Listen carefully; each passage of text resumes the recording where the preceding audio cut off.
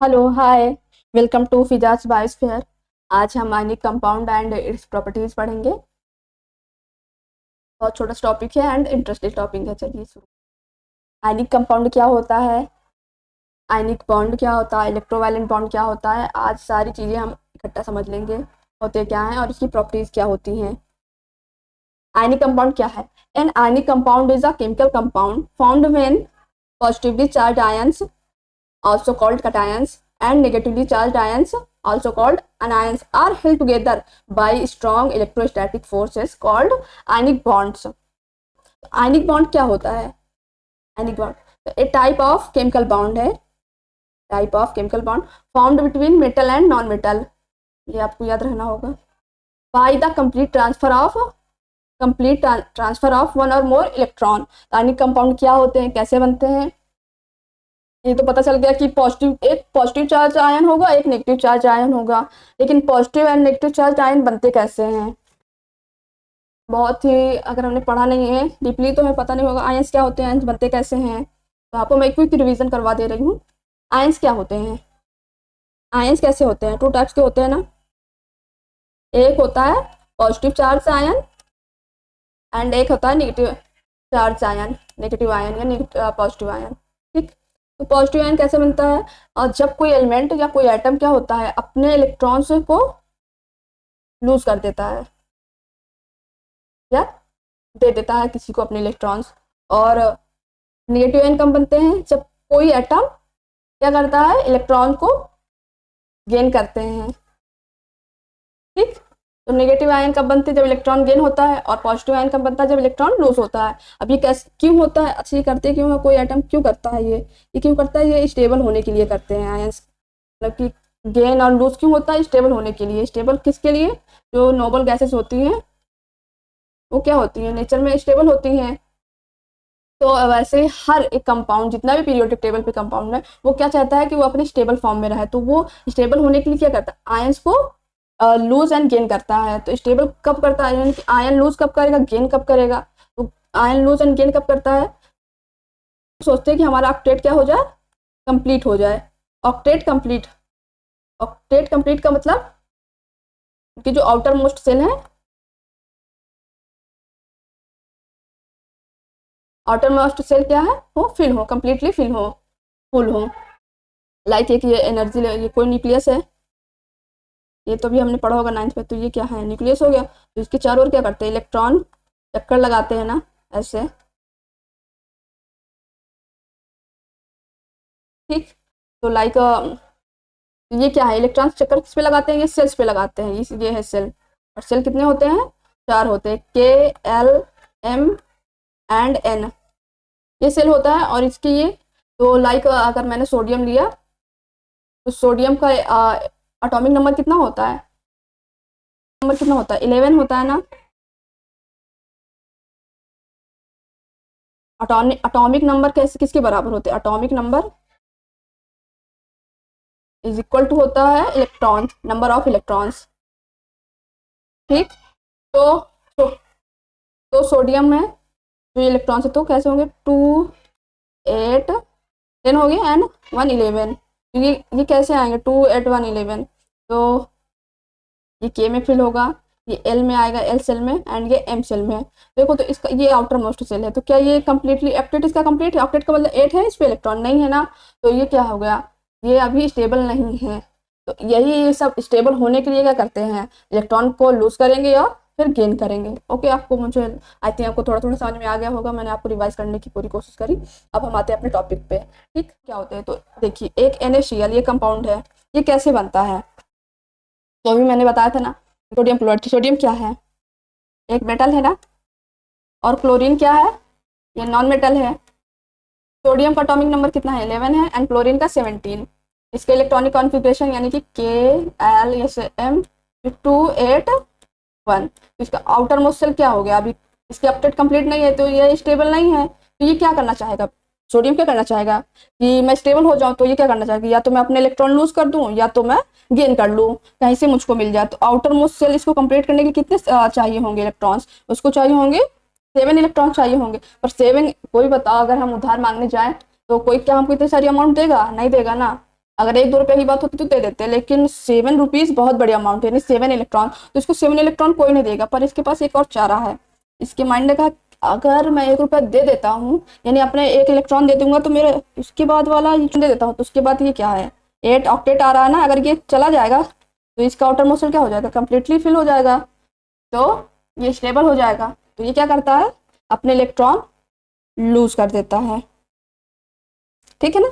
और क्लोरीन क्या करेगा, क्लोरीन तो अमीर है, इसके पास आउटर मोस्ट में 7 इलेक्ट्रॉन, इसको सिर्फ 1 रुपये का इंटरेस्ट चाहिए, यानी कि 1 रुपया कहीं से इसको उधार मिल जाए। तो ये घूमता घूमता जाएगा, तो ये चाहेगा कि मुझे 1 रुपया मिल जाए तो मेरे ऑक्टेट क्या हो जाएगा, कंप्लीट हो जाएगा। तो ये क्या करेगा, ये मांगेगा, ठीक है, ले ही ले। तो ये क्या करेगा, क्लोरीन क्या करेगा, गेन करेगा इलेक्ट्रॉन्स को। तो अगर ये लूज करेगा सोडियम, सोडियम क्या करेगा, अपने इलेक्ट्रॉन को क्या करेगा, लूज करेगा, अपने 1 इलेक्ट्रॉन को क्या करेगा, लूज कर देगा। तो क्या हो जाएगा, सोडियम पे कैसे चार्ज आ जाएगा, पॉजिटिव चार्ज आ जाएगा। ऐसे ही तो किया था, जो लूज कर देते हैं इलेक्ट्रॉन तो उसके ऊपर कैसा चार्ज आता है, पॉजिटिव चार्ज आ जाता है। और क्लोरीन क्या कर रहा है, क्लोरीन अपना, क्लोरीन क्या कर रहा है, 1 इलेक्ट्रॉन गेन कर रहा है, तो क्लोरीन पे कैसे चार्ज आ जाएगा, क्लोरीन पे आ जाएगा नेगेटिव चार्ज। ये ले किससे रहा है और ये दे किसको रहा है, यानी अपने इलेक्ट्रॉन यूज किसको कर रहा है, किसी को देना भी पड़ेगा ना, ऐसे हम छोड़ के फेंक थोड़ी सकते, किसी को, कोई हमसे लेने को भी तैयार हो और कोई हमको देने को भी तैयार हो अपने इलेक्ट्रॉन्स। तो सोडियम ने किसको दिया, क्लोरीन को दिया, और क्लोरीन ने इससे ही ले लिया। तो देखो कैसे लेते हैं और कैसे देते हैं।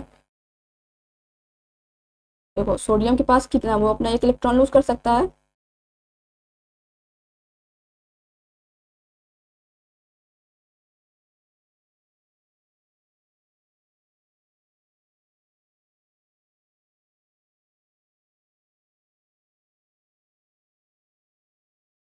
ये क्या करेगा, अपने 1 इलेक्ट्रॉन क्लोरीन को दे रहा है, ये इलेक्ट्रॉन हमने यहाँ पे स्केच कर दिया। इसके आउटर मोस्ट पे कितने हो गया, देखो काउंट करें, 2, 4, 6 एंड 7, 8, इसने दे दिया अपना। तो क्या हुआ, क्या बना, सोडियम ने अपना इलेक्ट्रॉन लूज कर दिया, तो इसके ऊपर पॉजिटिव चार्ज आ जाएगा।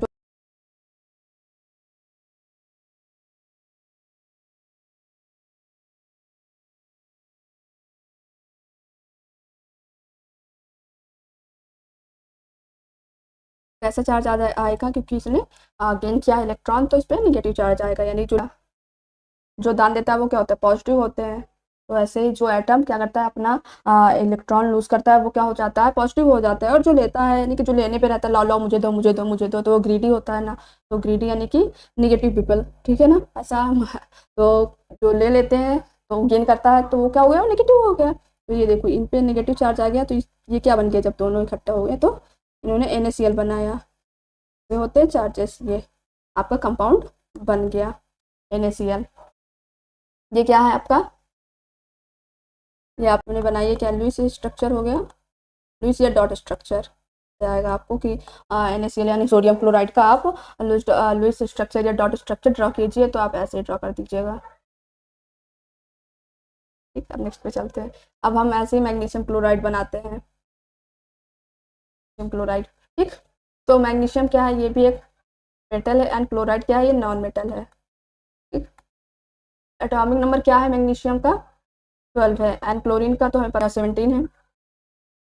तो ये देखिए, ये यानी हर सेल पे इनके इलेक्ट्रॉनिक कॉन्फ़िगरेशन क्या, 282 एंड 287। तो वैसे ही ये सोचेगा कि मुझे क्या मिल जाए, मुझे मिल जाए कहीं से इलेक्ट्रॉन, कहीं 1 इलेक्ट्रॉन मिल जाए तो मेरा काम बन जाएगा। तो और ये इसको 6 इलेक्ट्रॉन मिलना मुश्किल है, 1-2 मिल जाए तो फिर ठीक है, लेकिन 6 इलेक्ट्रॉन मिलना मुश्किल है। अपने इलेक्ट्रॉन्स को क्या करूँ, लूज कर देता हूँ, इससे अच्छा, ठीक है ना। मैग्नीशियम क्या करेगा, अपने इलेक्ट्रॉन लूज करेगा मैग्नीशियम पे, लेकिन आउटर सेल पे कितने वैलेंस इलेक्ट्रॉन कितना, 2 है, 2 है, ये 2 इलेक्ट्रॉन अपने लॉस करेगा। क्लोरीन तो एक ही है ना, क्लोरीन तो एक ही है, और ये एक ही इलेक्ट्रॉन ले सकता है, इसको ज़्यादा नहीं चाहिए, तो ये एक ही इलेक्ट्रॉन ले सकता है। पर ये तो स्टेबल नहीं होना, क्योंकि जब तक ये 2 इलेक्ट्रॉन अपने लूज नहीं करतेगा तब तक ये स्टेबल नहीं होगा। तो इसको एक और आइटम चाहिए क्लोरीन का, जो इससे 1 इलेक्ट्रॉन ले सके, तभी ये स्टेबल होगा और इसको भी स्टेबल होने देगा। तो एक इसने दे दिया इसको, तो देखो ये भी क्या हो गया, ये भी स्टेबल हो गया। अब इसका इलेक्ट्रॉनिक कॉन्फ़िगरेशन क्या होगा, ये हो जाएगा, और इनका क्या हो जाएगा 288, 288। तो क्या हुआ, मैग्नीशियम ने क्या किया, लूज किया, कितने इलेक्ट्रॉन आपने लूज किए, 2 इलेक्ट्रॉन लूज किए, तो इस पे 2 पॉजिटिव चार्ज आ जाएगा। और मैग्नीशियम क्लोरीन, क्लोरीन कितने हैं, 2 हैं क्लोरीन, इन पे निगेटिव चार्ज होगा। तो ये क्या बनेगा, मैग्नीशियम क्लोराइड कैसे बनेगा, ये बन गया मैग्नीशियम। अभी डॉट स्ट्रक्चर ऐसे हो गया, तो इसमें अभी ऐसे कर दे रहे हैं, ये हमें डॉट स्ट्रक्चर दिखाने होंगे पूरे, क्योंकि ड्रॉ करके देखिए इसका मैग्नीशियम से जो लिया है, और ये इसमें ऐसे सेम हम ड्रॉ कर लेंगे। तो क्लोरीन के कितने आइटम इसको लगे स्टेबल होने के लिए, 2 आइटम लगे, तो यहाँ पे 2 लगा देंगे, तो ये हो गया आपका कंपाउंड बन गया, आयनिक कंपाउंड बन गया। तो यही होता है कि कोई भी कंपाउंड में 2 कहाँ से लग गया, 3 कहाँ से आ गया, ये क्या, ये तो ये सब चीज़ें क्या है, बैलेंस है कि मैग्नीशियम को स्टेबल होने के लिए कम से कम मिनिमम 2 इलेक्ट्रॉन अपने लूज करने होंगे, और 2 इलेक्ट्रॉन लूज करने के लिए इसको 2 लोग चाहिए, या तो किसी अदर एलिमेंट को 2 इलेक्ट्रॉन की ज़रूरत हो, या फिर जैसे क्लोरीन ही है, तो अब क्लोरीन को क्या, उसको 2 इलेक्ट्रॉन की ज़रूरत नहीं है, तो वो क्या करेगा, अपना एक कॉपी खुद लेकर आएगा, क्योंकि तभी वो देंगी एक ही जैसे लोगों को, अलग अलग नहीं देगी कि अलग अलग लोगों को दे देते, नहीं। तो ये क्लोरीन भी स्टेबल हो गया, तो अगर हमको देना है इसको ये देगा ही, 2 लोगों को इलेक्ट्रॉन देना है तो सेम ही होने चाहिए वो, या तो उसको 2 इलेक्ट्रॉन की जरूरत हो, क्लोरीन अदर एलिमेंट्स को 2 ही की, या फिर वो अपने कॉपी बना कर लाए, ठीक है ना। आयनिक कंपाउंड्स की प्रॉपर्टीज पढ़ लेते हैं। तो इसकी सबसे पहले फिजिकल स्टेट क्या है, ये क्या होता है, सॉलिड होता है, और इसका फिजिकल नेचर कैसे होता है, देखिए एक लगा हमने table sugar, sorry table salt, table salt देखा होगा, सभी ने यूज़ किया होगा। टेबल सॉल्ट कैसा होता है, उसका स्टेट कैसी होती है, लिक्विड में होता है, गैस होता है, या सॉलिड होता है, सॉलिड होता है। लेकिन क्या बहुत वो आयरन जैसे सॉलिड होता है, नहीं ना। तो उसको जब हम छुएंगे, टच करेंगे, और थोड़ा सा हल्का सा भी एकदम प्रेशर लगाएंगे, तो क्या हो जाता है, टूट जाता है ना। तो इसलिए उसका फिजिकल नेचर कैसा होता है, ब्रिटेल होता है। और मेल्टिंग एंड बॉइलिंग पॉइंट कैसा होता है, हाई होता है। सॉल्युबिलिटी यानी किसी चीज़ में घुलना, किसी सोल्यूशन में घुलना, तो कैसा होता है, तो अगर हम देखो नींबू पानी बनाते हैं, शिकंजी बनाते हैं, तो उसमें नमक यानी सॉल्ट आसानी से घुल जाता है, तो यानी कि वाटर में आसानी से सॉल्युबल है। और इनसॉल्युबल किस में होता है, केरोसिन एंड पेट्रोल में।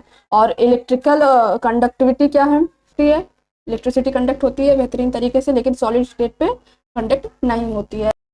Thank you. अगर आपको ये टॉपिक अच्छा लगा हो, लाइक एंड सब्सक्राइब कीजिएगा। Thank you so much.